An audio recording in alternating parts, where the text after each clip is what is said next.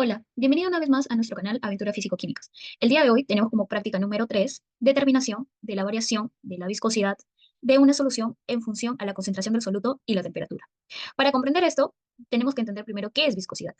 Vamos a ver un video en donde vamos a dejar sumergir dos monedas en dos recipientes, uno con champú y otro con agua. Vamos a observar. La viscosidad es la resistencia de ciertas sustancias para fluir o para sufrir deformaciones. En este caso, podemos ver que el shampoo es más viscoso que el agua, es por ello que la moneda demora más en llegar a la superficie o a la base del vaso. Existen diferentes tipos de viscosidad, pero las principales son la dinámica y cinemática. La viscosidad dinámica es básicamente la relación que existe entre el movimiento de las partículas internas del fluido y la fuerza de fricción que generan ellas mismas. Dependen de su temperatura, estructura y composición de los fluidos. Existen dos casos, el caso de los líquidos y el caso de los gases. En el caso de los líquidos, si aumenta su temperatura, serán menos viscosos. Lo contrario sucede con los gases. Si aumenta su temperatura, serán más viscosos. La relación que explica es que la fuerza sobre el área va a ser igual a la viscosidad por la velocidad con la que se mueve el fluido. Entonces, tal fluido se va a representar por diversas capas donde la fuerza que va a ser aplicada a la placa superior con la que va a ser deformada el fluido va a presentar un desplazamiento a comparación de la placa base, que es la que no se va a mover. ¿Qué son los fluidos newtonianos? Son los que no se modifican sus propiedades cuando se le aplica una fuerza. Por ejemplo, el agua. Si tú agregas una fuerza sobre el agua, si tú colocas tu dedo sobre el agua y lo sacas, vas a ver que el agua va a seguir siendo la misma. O sea, no va a cambiar, va a seguir siendo continua y constante y homogénea, así como estaba antes. Lo vas a ver que va a estar después. No modifica su propiedad. Modificará en el instante que tú lo haces, por lo que es muy fluido y poco viscoso. Lo contrario sucede con los fluidos no newtonianos, que sí modifican sus propiedades al agregar una fuerza. Por ejemplo, la sangre, la mucosa. Si tú colocas tu dedo sobre mucosa o una placa de mucosa, se va a detectar que la huella o tu dedo al colocar tu dedo sobre la placa de mucosa se va a detectar que había una fuerza que actuaba sobre eso porque se va a detectar tu huella encima de la placa de mucosa. El objetivo de nuestra práctica es determinar la variación de la viscosidad en diversas soluciones en función de la concentración del soluto y la temperatura, haciendo uso de un viscosímetro rotacional. Entre los materiales que utilizamos tenemos un viscosímetro rotacional ICA Rotavis Lobby, un termómetro, papel toalla, un vaso de precipitación de 500 mililitros, un agitador magnético con calentador, y entre las soluciones que utilizamos tenemos agua destilada y glicerina. Entre los materiales Procedimiento. Para realizar la práctica, primero seleccionamos nuestras muestras, tanto de glicerina como agua. Seguidamente encendemos y calibramos el viscosímetro con respecto al usillo que vayamos a utilizar, en este caso el número 13. Colocamos el usillo sin aplicar mucha fuerza, tomando ligeramente el rotor con una mano. Para calentar nuestras muestras usamos el agitador magnético. Colocamos la sustancia en un envase procurando que cubra la marca del usillo. Esto se va a realizar para las tres muestras, para agua, agua con glicerina y agua. También elegimos las revoluciones por minutos que deben encontrarse entre un 50 y un 100 RPM. Finalmente medimos la viscosidad a temperaturas de 25, 30 y 40. Esto es para cada una de las muestras ya mencionadas. Durante la práctica también se usó el mismo procedimiento para comparar la viscosidad en dos jabones. Como hemos visto entonces, la viscosidad es la fricción que ocurre dentro de las capas de un fluido y se calcula esta propiedad de la siguiente forma. Como vemos en pantalla, la viscosidad es igual al esfuerzo cortante sobre la tasa de deformación, ¿no? Pero el esfuerzo cortante, ¿cómo se calcula? Mediante la gráfica podemos ver que el esfuerzo cortante es igual a la fuerza que se le aplica a la capa del fluido sobre el área de dicha capa. De esta manera entonces obtenemos el esfuerzo cortante del fluido y este valor tiene que ser dividido sobre la velocidad de deformación del fluido, que no es nada más que la velocidad con la que se deforman todas las capas que constituyen a esa sustancia. Entonces de esta manera obtenemos la viscosidad de cualquier sustancia que queremos analizar, pero en la presente práctica nosotros no hemos utilizado esta fórmula debido a que hemos contado con el viscosímetro rotacional que nos arrojó los valores de viscosidad de manera directa, obteniendo los siguientes resultados. Para la primera muestra, que contenía 100% agua, se llegó a evaluar la viscosidad a tres temperaturas diferentes. En la primera, a 25 grados Celsius, la viscosidad fue de 5,04 milipascales por segundo, para 30 grados Celsius fue 4,98 milipascales por segundo y para 40 grados Celsius fue de 4,56 milipascales por segundo. Si sacamos un promedio de estos tres valores, obtenemos un aproximado de 4,86 milipascales por segundo y una desviación estándar de aproximadamente 0,213, lo que nos indica que no existe tanta dispersión entre los datos que hemos obtenido de viscosidad. Es decir, que a medida que la temperatura fue aumentando, estos valores de viscosidad disminuyeron, pero no en grandes cantidades, sino en pequeñas cantidades.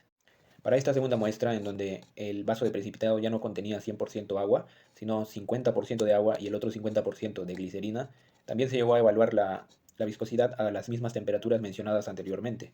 En este caso, para 25 grados Celsius la viscosidad fue de 13,5 milipascales por segundo, a 30 grados Celsius fue de 12,6 milipascales por segundo y a 40 grados Celsius fue de 9,8 milipascales por segundo. Si obtenemos un promedio de estos valores, nos sale un aproximado de 11,97 milipascales por segundo y una desviación estándar un poco mayor a la anterior de 1,576, lo que nos indica que sigue habiendo una variabilidad pequeña entre los datos, pero sí un poco mayor a la anterior, que fue el caso de la muestra con 100% agua. Para esta tercera y última muestra, en donde se utilizó 100% glicerina, las viscosidades se evaluaron a las mismas temperaturas ya mencionadas. A 25 grados la viscosidad fue de 573,5, a 30 grados fue de 256,8 y a 40 grados fue de 198,2. Todas estas unidades en milipascales por segundo. Si obtenemos un promedio de estos tres datos, nos sale un aproximado de 342,83 milipascales por segundo y una desviación estándar esta vez mucho mayor a las anteriores de 164,85, lo que nos indica la alta dispersión que existe entre los datos que hemos obtenido con respecto a la viscosidad. En resumen, vemos en esta tabla cómo la viscosidad varía en función a la temperatura y la concentración de soluto utilizado en la muestra a analizar. Por ejemplo, para los tres casos vemos que la viscosidad disminuye a medida que la temperatura fue aumentando. Y con respecto a la concentración de soluto utilizado, vemos que en el vaso número 1 y en el vaso número 2 la viscosidad disminuye en cantidades pequeñas y para el vaso número 3 decrece en cantidades un poco más grandes. Esto debido a que esta tercera muestra, contenía 100% glicerina y esta sustancia, con respecto al agua, viene a ser un poco más viscosa. Comenzando con la discusión, se encontró un artículo, el cual también hace un experimento con la glicerina, trabajándose a 19 grados de temperatura Celsius. Y en el experimento que nosotros hemos utilizado, trabajando solamente con glicerina, fueron a 25, a 30 y a 40 grados Celsius. Ahora, en el experimento que utilizamos nosotros lo hemos puesto en megapascales y en el experimento que utilizó el artículo está en nanopascales. Haciendo una conversión rápida, vamos a trabajar con la temperatura a 30 grados Celsius, ya que tiene un valor de 2,568 en nanopascales, ya que en el experimento se utilizó megapascales. Y tiene un poco más de relación para poder comparar con el experimento que está trabajando a 19 grados Celsius con un valor de nanopascales a 2,061, donde se demostró que la capacidad viscosa o la viscosidad dinámica es mayor en el experimento que se realizó en clase, siendo este 2,568, debido también a la variabilidad o la variación de temperatura que existen en el experimento. Se puede utilizar un viscosímetro para medir la viscosidad de un fluido, ya que en este caso fue la glicerina. Se podría decir que a temperaturas más elevadas el nivel de viscosidad disminuye, como en los fluidos newtonianos.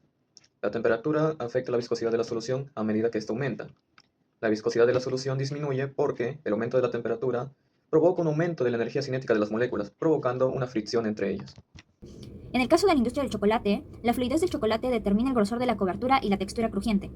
Los chocolates con alta viscosidad tienen una sensación más pastosa en la boca. La viscosidad influye en el sabor por vía oral y la intensidad del sabor durante el consumo.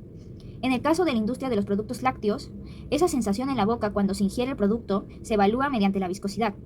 Productos tales como yogures, cremas, helados, etc. deben tener la viscosidad adecuada para asegurar una textura agradable y consistente, lo que es crucial para la aceptación del consumidor.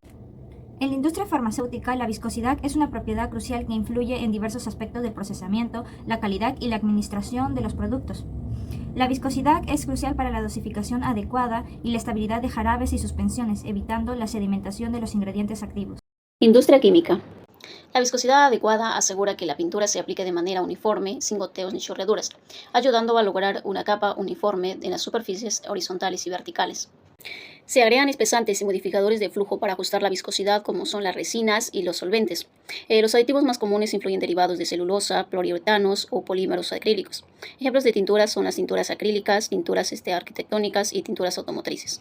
Se concluyó que hubo una variación de la viscosidad más significativa o más notoria en el caso de la glicerina, a diferencia del vaso de agua, en el cual hubo una variación de la viscosidad muy ligera. Con esto podemos determinar que la variación de la viscosidad va en función de la concentración del soluto y la temperatura.